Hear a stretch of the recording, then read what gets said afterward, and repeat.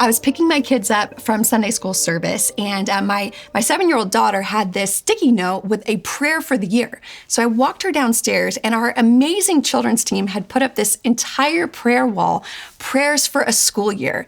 And it was incredible. So my daughter took hers, and her prayer was that she would actually enjoy her language arts curriculum because she did not like it the previous year. And I was reading through all of these prayers, and they were so sweet. Oh, God, help me make friends. God, help me to enjoy my teacher. God, help me to be a good student. And then I saw this one prayer, and it simply said this: I'm mad that I don't get to watch my TV episodes in the morning.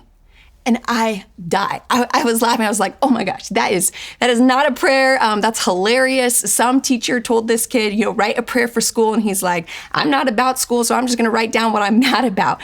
And then I thought about it.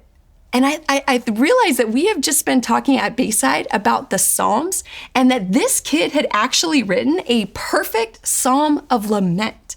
A psalm of lament is where you cry out at the injustices and the brokenness of the world. And so this kid had written down what I, in all my bad theology, thought was a bad prayer, but he, in his good theology, he knew that a perfectly appropriate prayer is sometimes just saying what you're frustrated with. Sometimes it's just saying, this is what I don't like. Because prayer is talking with the Lord. It is taking what is inside your heart and offering it up to the God of the universe. That's what this kid did. Psalm 41, David does this. He says this: but may you have mercy on me, Lord. Great, we track with that, right? That's a wonderful theological prayer. But then he says, raise me up that I may repay them, talking about his enemies.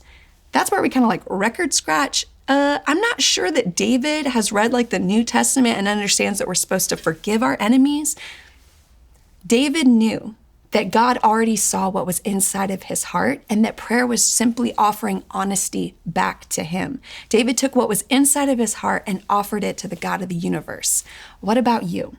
I am confident that there are things that you've been holding back in your prayer life because they don't feel appropriate to say.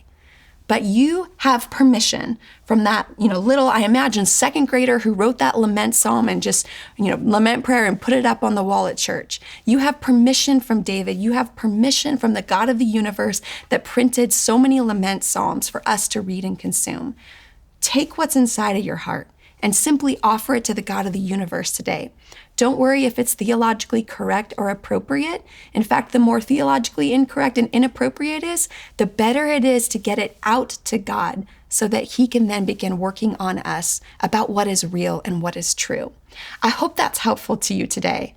I know from personal experience that offering the God of the universe what's inside of my heart, even when it's messy and inappropriate, is incredibly healthy and helpful.